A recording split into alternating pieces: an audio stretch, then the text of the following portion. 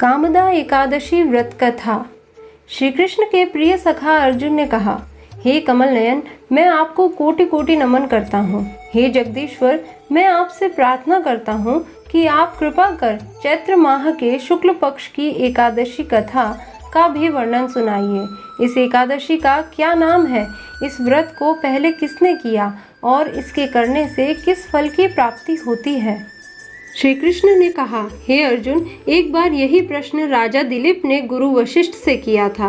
वह वृतांत मैं तुम्हें सुनाता हूँ। राजा दिलीप ने गुरु वशिष्ठ से पूछा, हे गुरुदेव, चैत्र माह के शुक्ल पक्ष की एकादशी का क्या नाम है? उसमें किस देवता का पूजन होता है तथा उसका क्या विधान है? वह आप कृपा पूर्वक बताइए।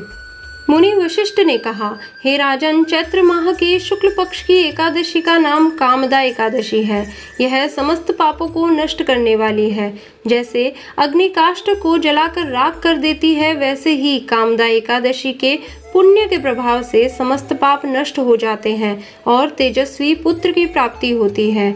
इसके उपवास से मनुष्य निकृष्ट योनि से मुक्त हो जाता है और अनंत उसे स्वर्ग की प्राप्ति होती है। अब मैं इस एकादशी का महात्म सुनाता हूँ, ध्यान पूर्वक श्रवण करो।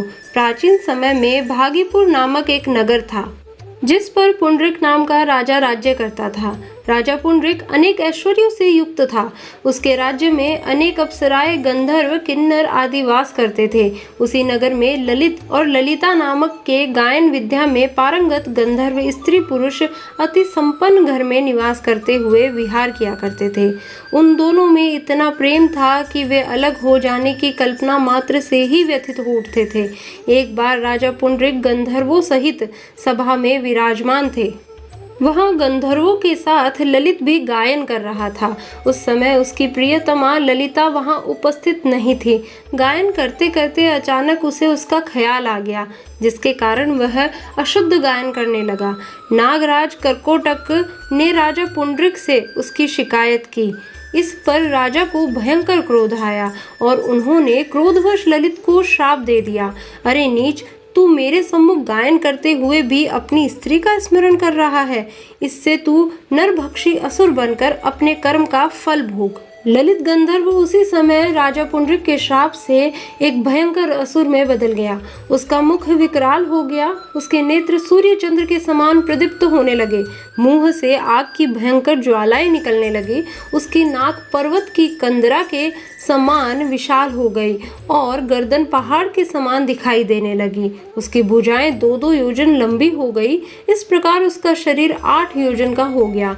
इस तरह राक्षस बन जाने पर वह अनेक दुख भोगने लगा। अपने प्रियतम ललित का ऐसा हाल होने पर ललिता अथाह दुख से व्यथित हो उठी। वह अपने पति के उद्धार के लिए विचार करने लगी कि मैं कहाँ जाऊं और क्या करूं, किस जतन से अपने पति को इस नरक तुल्य कष्ट से मुक्त कराऊं। राक्षस बना ललित घोर वनों में रहते हुए अनेक प्रकार के पाप करने लगा। उसकी स्त्री ललिता भी उसके पीछे पीछे जाती और उसकी हालत देखकर विलाप करने लगती। एक बार वह अपने पति के पीछे पीछे चलते हुए विंध्याचल पर्वत पर पहुंच गई। उस स्थान पर उसने श्रृंगी मुनि का आश्रम देखा।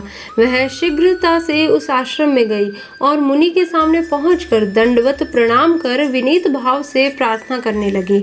हे महर्षि, मैं विरधन्वा नामक गंधर्व की पुत्री ललिता हूँ। मेरा पति राजा पुंडरीक के श्राप से एक भयंकर असुर बन गया है। उससे मुझे अपार दुख हो रहा है। अपने पति के कष्ट के कारण मैं बहुत दुखी हूँ। हे मुनि श्रेष्ठ, कृपा करके आप उसे राक्षस योनि से मुक्ति का उत्तम उपाय बताइए। समस्त वृतांत सुनकर मुनि श्रृंगी ने कहा, हे पुत्री, चैत्र माह के शुक्ल पक्ष की एकादशी का नाम कामदा एकादशी है। उसके व्रत करने से प्राणी के सभी मनोरथ शीघ्र ही पूर्ण हो जाते हैं। यदि तू उसके व्रत के पुण्य को अपने पति को देगी तो वह सहज ही राक्षस योनि से मुक्त हो जाएगा और राजा का श्राप शांत हो जाएगा। ऋषि के कहे अनुसार ललिता ने श्रद्धा पूर्वक व्रत किया और द्वादशी के दिन ब्राह्मणों के समक्ष अपने व्रत का फल अपने पति को दे दिया और ईश्वर से प्रार्थना करने लगी, हे प्रभु, मैंने जो यह उपवास किया है उसका फल मेरे पतिदेव को मिले, जिससे उनकी राक्षस योनि से शीघ्र ही मुक्ति हो। एकादशी का फल देते ही उसका पति राक्षस योनि से मुक्त हो गया और अपने दिव्य स्वरूप को प्राप्त हुआ। वह अनेक सुंदर वस्त्रों तथा आभूषणों से अलंकृत होकर पहले की भांति ललिता के साथ विहार करने लगा। कामदा एकादशी के प्रभाव से वह पहले की भांति सुंदर हो गया और मृत्यु के बाद दोनों पुष्पक विमान पर बैठकर विष्णु लोक को चले गए। हे अर्जुन, इस उपवास को विधान पूर्वक करने से सभी पाप नष्ट हो जाते हैं। इस व्रत के पुण्य से मनुष्य रक्त बहाव के पाप और राक्षस आदि योनि से मुक्त हो जाते हैं। संसार में इससे उत्तम दूसरा कोई व्रत नहीं है। इसकी कथा व महात्म के श्रवण व पठन से अनंत फलों की प्राप्ति होती है। कामदा एकादशी कथा सार। प्राणी अपने सुखों का चिंतन करे, यह बुरा नहीं है, किंतु समय असमय ऐसा चिंतन प्राणी को उसके दायित्व से विमुख कर देता है, जिससे उसे भयंकर कष्ट भोगने पड़ते हैं। राधे राधे।